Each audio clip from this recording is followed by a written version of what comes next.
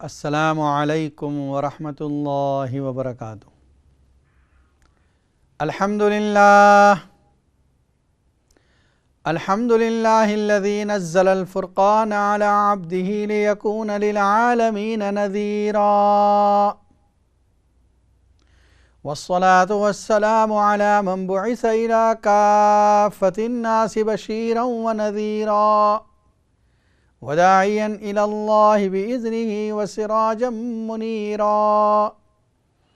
اما بعد فاعوذ باللہ من الشیطان الرجیم، بسم اللہ الرحمن الرحیم۔ یا ایہا الناس اتقوا ربکم ان زلزلۃ الساعۃ شیء عظیم، یوم ترونها تذہل کل مرضعۃ عما ارضعت وتضع کل ذات حمل حملها وترى الناس سکارى وما هم بسکارى ولكن عذاب الله شدید، ومن الناس من يجادل في الله بغير علم ويتبع كل شيطان مريد، كتب عليه أنه من تولاه فأنه يضله ويهديه إلى عذاب السعير۔ صدق اللہ العظیم۔ ناظرین کرام، اس وقت آپ دیکھ رہے ہیں اقرا ٹی وی پر لائیو Q&A کا پروگرام۔ یہ پروگرام منڈے ٹو فرائیڈے اسی وقت نشر ہوتا ہے، اور جیسا کہ آپ جانتے ہیں پروگرام کے پہلے حصے میں پہلے آدھا گھنٹے میں کسی موضوع پر گفتگو ہوتی ہے، اور بعد میں 1 گھنٹہ آپ کے لیے لائیو کالوں کا سلسلہ جاری کیا جاتا ہے، جس میں آپ دینی سوالات کے جوابات اور اپنی پریشانیوں کا حل قرآن و سنت کی روشنی میں معلوم کرتے ہیں۔ گزشتہ کل جو آخری آیتیں چل رہی تھی سورہ انبیاء کی تھی، سورہ انبیاء جس میں شروع میں اللہ تعالیٰ نے اقترب للناس حسابهم وهم فی غفلۃ معرضون، تمام لوگوں کو یہ اطلاع دی کہ تمہاری حساب کا وقت قریب ہے، اور پھر بھی غفلت میں پڑے ہوئے ہیں۔ شروع میں اللہ نے قیامت کا مضمون، حساب و کتاب کا مضمون ذکر فرمایا، اس کے بعد اپنی قدرت کی نشانیوں میں سے آسمان، زمین، پہاڑ اور پانی، یہ سب چیزوں کو ذکر فرمایا، سورج اور چاند۔ اس کے بعد اللہ تعالیٰ نے انبیاء کرام کا ذکر شروع فرمایا، تو حضرت موسیٰ علیہ السلام، حضرت ہارون علیہ السلام، حضرت ابراہیم علیہ السلام، حضرت اسماعیل اور اسحاق علیہ السلام، حضرت لوط علیہ السلام، حضرت ادریس علیہ السلام، ذوالکفل علیہ السلام، حضرت لوط علیہ السلام اور حضرت نوح علیہ السلام، حضرت سلیمان اور داؤد علیہ السلام، اور حضرت ایوب علیہ السلام، حضرت یونس علیہ السلام، حضرت زکریا علیہ السلام، حضرت یحییٰ علیہ السلام، اور آخر میں مریم علیہ السلام کا ذکر آیا۔ مریم علیہ السلام کا نام اس صورت میں نہیں لیا، ضمیر سے اشارہ کیا، واللتی احسنت فرجہا، وہ عورت جس نے اپنی شرمگاہ کی حفاظت کی، اور اللہ نے اپنی روح، یعنی اللہ کی جانب سے روح آئی حضرت عیسیٰ علیہ السلام کی۔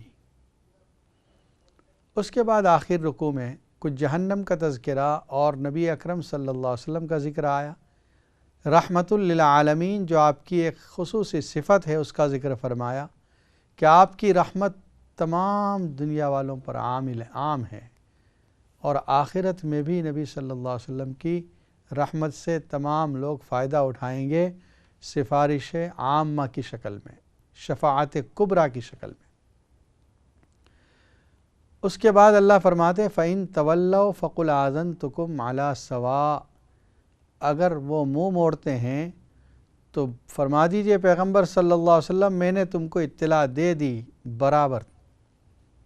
وَإِنْ أَدْرِي أَقَرِيبٌ أَمْ بَعِيدٌ مَا تُوعَدُونَ، میں نہیں جانتا کہ وہ بہت قریب ہے یا بہت دور ہے جس کا تم سے وعدہ کیا جا رہا ہے۔ قیامت کا ذکر ہے۔ وَإِنْ أَدْرِي لَعَلَّهُ فِتْنَةٌ لَكُمْ وَمَتَاعٌ إِلَىٰ حِينٍ، مجھے نہیں معلوم، کہ وہ تمہارے لیے ایک آزمائش ہے اور تمہارے لیے دنیا میں زندگی گزارنے کا کچھ وقت اللہ نے مقرر کیا ہے۔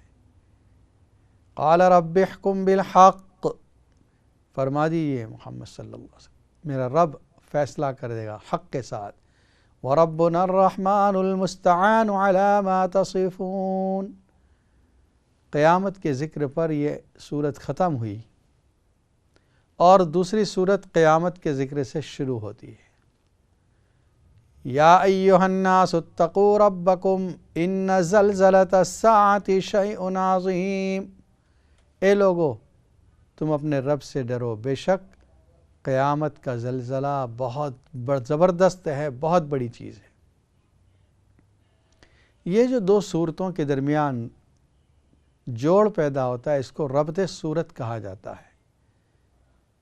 یہ اللہ کے کلام کا ایک معجزہ ہے کہ ہر صورت کا اپنی سابقہ صورت سے ربط ہے، تعلق ہے، کنیکشن ہے، جوڑ ہے۔ آیات میں بھی ربط ہے، ایک آیت جو دوسری آیت کے بعد آ رہی ہے تو پہلی آیت سے اس کا کوئی رابطہ ہے۔ یہ پورا قرآن گویا ایک ترتیب کے ساتھ الف لام میم سے والناس تک اگر آپ غور کرتے رہیں اور سمجھتے رہیں تو ایک جوڑ کی شکل میں ربط کے ساتھ چلتا ہے۔ تو مفسرین کی اصطلاح میں ربط آیات اور ربط صورت یہ ایک اہم مضمون ہے کہ دونوں صورتوں کو کیسے جوڑا گیا ہے۔ یا ایھا الناس سے جب خطاب کیا جاتا ہے تو اکثر وہ صورت مکی ہوتی ہے۔ اس صورت کے بارے میں دونوں قول ہیں، بعض مفسرین نے اس کو مکی صورت کہا، بعض نے مدنی صورت کہا۔ امام قرطبی رحمۃ اللہ علیہ فرماتے ہیں کہ ایک یہ صورت کی خصوصیت ہے کہ اس صورت کے اندر بہت سی آیات ایسی ہیں جو مدینہ میں نازل ہوئی، بہت سی آیتیں مکہ میں نازل ہوئی، بہت سی آیتیں سفر میں نازل ہوئی، بہت سی آیتیں حضر میں یعنی مدینہ میں رہتے ہوئے نازل ہوئی، بہت سی آیات رات میں نازل ہوئی، بہت سی آیات دن میں نازل ہوئی، بہت سی آیات جنگ کے حالات میں نازل ہوئی، بہت سی آیات امن کے حالات میں نازل ہوئی۔ تو گویا دونوں حالتوں کو جمع کر دیا ہے، رات اور دن، جنگ اور امن، سفر و حضر، مکہ اور مدینہ، سب یہ صورت کی خصوصیت ہے۔ ایک روایت یہ بھی آتی ہے کہ اس صورت کی خصوصیت یہ ہے کہ یہاں پر 2 سجدے ہیں، یعنی اس صورت کے اندر 2 سجدے ہیں۔ امام ابو حنیفہ رحمۃ اللہ علیہ ایک دوسری روایت پر عمل کرتے ہیں جس میں صورت حج کے اندر 1 سجدہ ہے اور وہ پہلا سجدہ ہے۔ دوسرا سجدہ جو صورت اور پارے کے ختم پر ہے، امام شافعی رحمۃ اللہ علیہ اس کو سجدہ کے قائل ہیں، امام ابو حنیفہ رحمۃ اللہ علیہ وہاں سجدے کے قائل نہیں۔ تو 14 سجدے 14 سجدے دونوں کے وہاں ہیں۔ امام شافعی رحمۃ اللہ علیہ یہ جو 17ویں پارے کا 17 پارے کا سجدہ کرتے ہیں وہ سورہ زمر کا جو سجدہ ہے، سورہ صاد کا، وہ سجدے کا قائل نہیں وہ امام شافعی رحمۃ اللہ علیہ۔ اس لیے ہمارے یہاں وہاں بھی سجدہ ہے سورہ صاد میں 1 سجدہ، تو 14 سجدے برابر ہو جاتے ہیں۔ سورہ حج کا نام حج اس لیے ہے کہ آگے چل کر اسی صورت کے اندر حج کا ذکر آئے گا۔ جب اللہ تعالیٰ نے حضرت ابراہیم علیہ السلام کو یہ حکم دیا کہ لوگوں میں حج کا اعلان فرما دیجئے، وَأَذِّن فِي النَّاسِ بِالْحَجِّ يَأْتُوكَ رِجَالًا وَعَلَىٰ كُلِّ ضَامِرٍ يَأْتِينَ مِن كُلِّ فَجٍّ عَمِيقٍ، کہ آپ اعلان کر دیجئے لوگوں میں حج کا، ہر جانب سے دبلی پتلی اونٹنیوں پر اور سفر کر کے اور چل کر اور پیدل لوگ آئیں گے۔ اس وجہ سے اس سورت کا نام سورہ حج ہے کہ حج کے اور آگے احکام بھی ہیں، بہت سے احکام اس سورت میں حج کے ذکر کیے گئے ہیں۔ پہلی ہی آیت ہے یا ایھا الناس اتقوا ربکم، اے لوگو تم اپنے رب سے ڈرو، ان زلزلۃ الساعۃ شیء عظیم، بے شک قیامت کا زلزلہ یہ بہت زبردست ہے، بہت بڑی چیز۔ یہ کون سا زلزلہ ہوگا؟ اکثر مفسرین کی رائے یہ ہے کہ یہ وہ زلزلہ ہے جو دوبارہ اٹھائے جانے کے بعد ہوگا، یعنی سب کو محشر کے لیے اٹھایا جا چکا ہے اور یہ لوگ حشر کی طرف جا رہے ہیں، اس وقت یہ زلزلہ آئے گا۔ اس لیے کہ آگے جو منظر کشی ہے جو اللہ نے بیان کیا ہے اس زلزلے کو، وہ اس وقت کے حالت کے بہت مناسب ہے۔ بعض روایت یہ بھی ہے کہ قیامت کے قریب زلزلہ آئے گا، یعنی ابھی قیامت قائم نہیں ہوگی، اس وقت زلزلہ آئے گا۔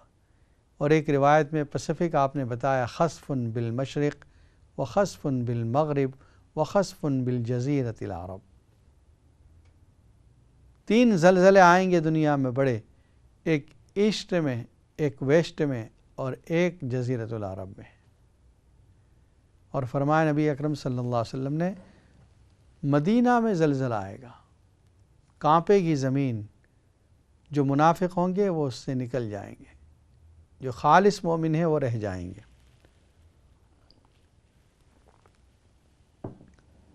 گویا اللہ کی طرف سے ایمان اور نفاق کو چھانٹنے کے لیے زلزلہ آئے گا مدینہ میں۔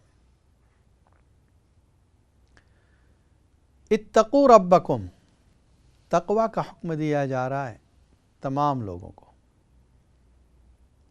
قرآن مجید کی آیات میں ایمان والوں کو تو خطاب ہے اور کہا جاتا ہے یا ایھا الذین آمنوا اتقوا اللہ، یہاں پر یا ایھا الناس سے کہا جا رہا ہے اے لوگو تم اپنے رب سے ڈرو۔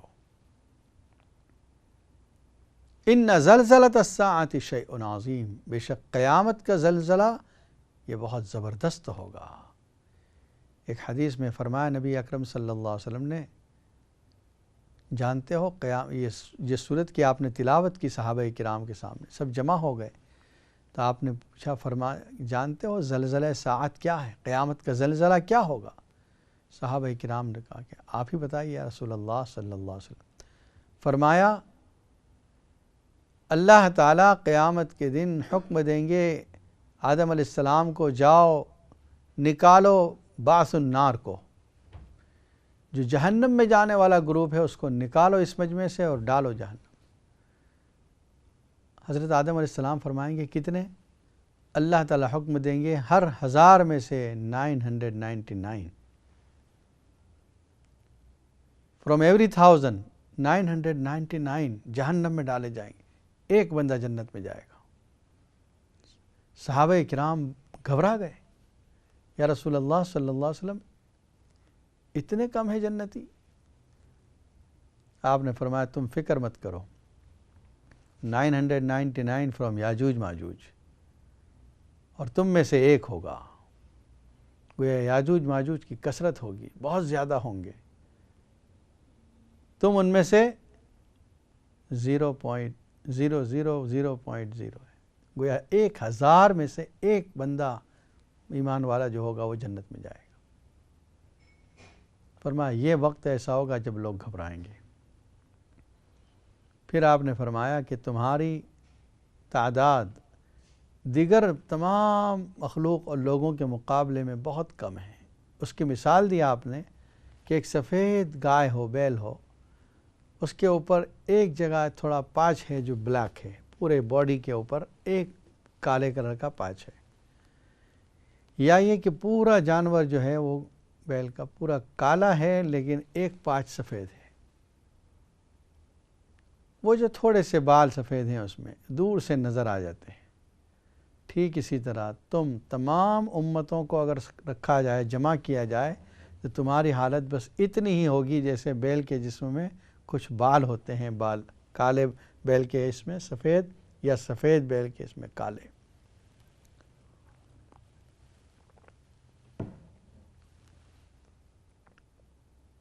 آگے اس کی اور اللہ نے تفسیر بتائی، یوم ترونہا تذہل کل مرضعۃ عما ارضعت، جس دن کے تو دیکھے گا ہر دودھ پلانے والی عورت کو جو اپنے دودھ پلانے والے بچے کو، جو دودھ پیتا بچہ ہے اس سے غافل ہو جائے گی، چھوڑ دے گی، اپنی فکر کرے گی۔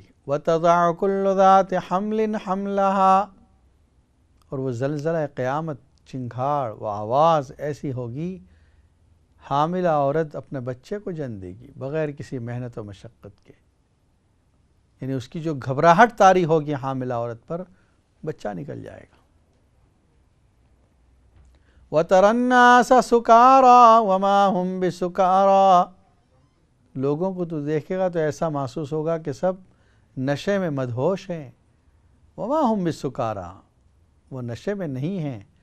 وَلَٰكِنَّ عَذَابَ اللَّهِ شَدِيدٌ، لیکن اللہ کا عذاب سخت ہے۔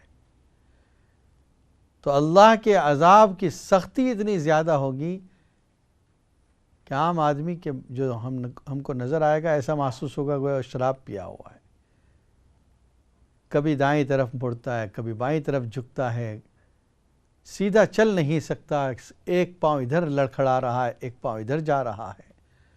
فرمایا یہ نشے والے کی علامت تو ہے، لیکن یہ نشے میں نہیں، قیامت کی گھبراہٹ کی وجہ سے یہ سیدھے چل بھی نہیں پا رہے ہیں۔ وَمِنَ النَّاسِ مَن يُجَادِلُ فِي اللَّهِ بِغَيْرِ عِلْمٍ، لوگوں میں سے بعض ایسے لوگ ہیں جو اللہ کے معاملے میں مجادلہ کرتے ہیں، دلائل دیتے ہیں۔ یہ نضر ابن حارث کے بارے میں ہے کہ وہ لوگوں کو جمع کرتا تھا اور مشرکانہ باتیں کرتا تھا، رستم و سہراب کے قصے سناتا تھا جو پہلوان تھے ایران کے، اور کہتا تھا کہ محمد صلی اللہ علیہ وسلم تم کو عاد و سمود کے خطرناک اور خوفناک واقعات بیان کرتے ہیں، لو میں تم کو رستم و سہراب کے اچھے قصے بیان کرتا ہوں۔ وَيَتَّبِعُ كُلَّ شَيْطَانٍ مَرِيدٍ، اس کی صفت بیان کر رہے ہیں یہ نضر ابن حارث، یہ اتباع کر رہا ہے ہر شرکش شیطان کی۔ کتب علیہ انہ من تولاہ فانہ یضلہ، اللہ تعالیٰ کی طرف سے لکھا جا چکا ہے جو شخص بھی دین سے اعراض کرے گا، منہ پھیر لے گا، اس کو اللہ گمراہ کر دیں گے۔ وَيَهْدِيهِ إِلَىٰ عَذَابِ السَّعِيرِ، اور اللہ اس کو جہنم کے آگ کی طرف، جہنم کے عذاب کی طرف لے جائیں گے۔ یہ قیامت کا ذکر شروع میں آیا، اب اس کے بعد پھر اللہ خطاب مضمون کا انداز بدل رہے ہیں۔ یا ایھا الناس ان کنتم فی ریب من البعث، اے لوگو اگر تم کو زندہ ہونے میں شک ہے کہ دوبارہ کیسے زندہ کیا جائے گا، فَإِنَّا خَلَقْنَاكُم مِّن تُرَابٍ ثُمَّ مِن نُطْفَةٍ ثُمَّ مِنْ عَلَقَةٍ ثُمَّ مِن مُضْغَةٍ مُخَلَّقَةٍ وَغَيْرِ مُخَلَّقَةٍ لِنُبَيِّنَ لَكُمْ، اے لوگو اگر تم اس بات سے شک میں پڑے ہوئے ہو کہ دوبارہ زندگی کیسے ہوگی، اللہ کیسے دوبارہ زندہ کریں گے، ذرا یاد کرو ہم نے تم کو پیدا کیا مٹی سے، تمہارے جد امجد حضرت آدم علیہ السلام کو مٹی سے بنایا تھا، اس وجہ سے تم کو پیدا کرنا، آدم علیہ السلام کو پیدا کرنا گویا ایک ہے۔ یا دوسری وجہ یہ ہے کہ اللہ تعالیٰ نے مٹی سے وہ تمام چیزیں نکالی جو انسان کھاتا ہے، کھانے کے بعد اسی سے اس میں طاقت آتی ہے، اسی سے اس کو پروٹین، اسی سے ہر چیز جو مل رہی ہے کھانے پینے کی، تو گویا بچے کا ظاہری سبب بھی یہ مٹی سے نکلنے والی غذا ہے۔ ثم من نطفۃ، دوسرے نمبر پر ظاہری سبب جو ہے وہ بچے کا پیدا ہونے کا نطفہ ہے کہ باپ کا نطفہ ماں کے رحم میں جا کر رہ جاتا ہے، اور ایک عرصے کے بعد جب بچہ تیار ہوتا ہے پھر اللہ تعالیٰ اس کو اس دنیا میں لاتے ہیں اپنی حکمت کے ساتھ۔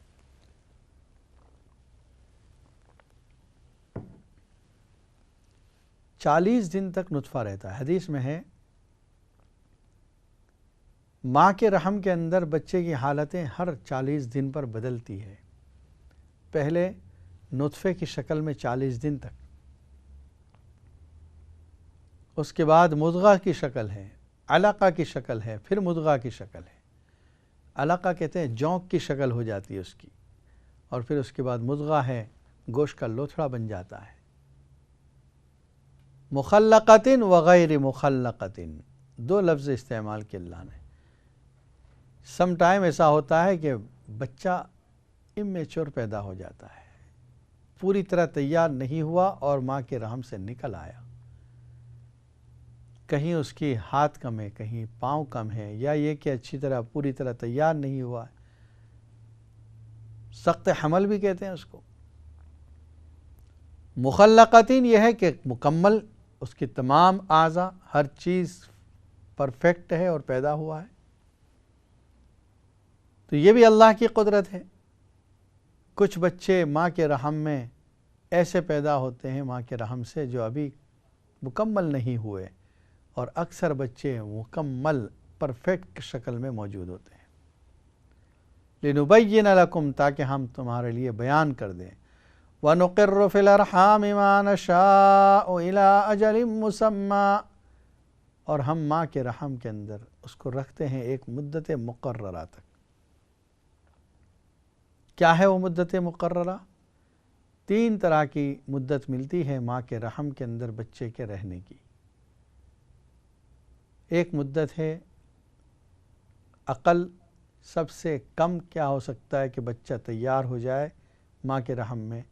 6 مہینے کا وقت ہے، 6 مہینے میں کمپلیٹ بچہ ماں کے رحم میں تیار ہو جاتا ہے۔ یہ اور بات ہے کہ نارمل 6 مہینے میں نہیں ہوتا۔ دوسری مدت عمومی مدت ہے، وہ یہ ہے کہ بچہ 9 مہینے میں تیار ہو جاتا ہے اور نکلتا ہے ماں کے پیٹ سے۔ تیسری مدت جو شاذ ہے، بہت کم، اور وہ ہے میکسیمم 2 سال تک بچہ ماں کے رحم میں رہ سکتا ہے۔ حضرت عائشہ رضی اللہ تعالیٰ عنہ سے روایت ہے 2 سال کی۔ اس وجہ سے فقہاء نے اپنی کتابوں میں مسائل میں لکھا ہے کہ زیادہ سے زیادہ 2 سال رہ سکتا ہے، اس سے زیادہ 1 گھڑی بھی نہیں رکھ سکتا۔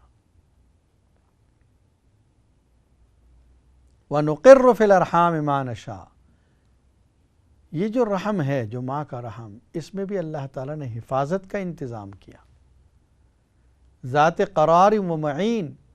اور ایک جگہ اللہ تعالیٰ نے فرمایا أَلَمْ نَخْلُقكُّم مِّن مَّاءٍ مَّهِينٍ فَجَعَلْنَاهُ فِي قَرَارٍ مَّكِينٍ إِلَىٰ قَدَرٍ مَّعْلُومٍ فَقَدَرْنَا فَنِعْمَ الْقَادِرُونَ۔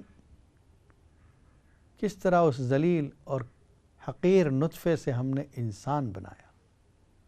هُوَ الَّذِي يُصَوِّرُكُمْ فِي الْأَرْحَامِ كَيْفَ يَشَاءُ، اللہ وہ ذات ہے جو تمہاری صورت کو بناتا ہے ماں کے رحم کے اندر۔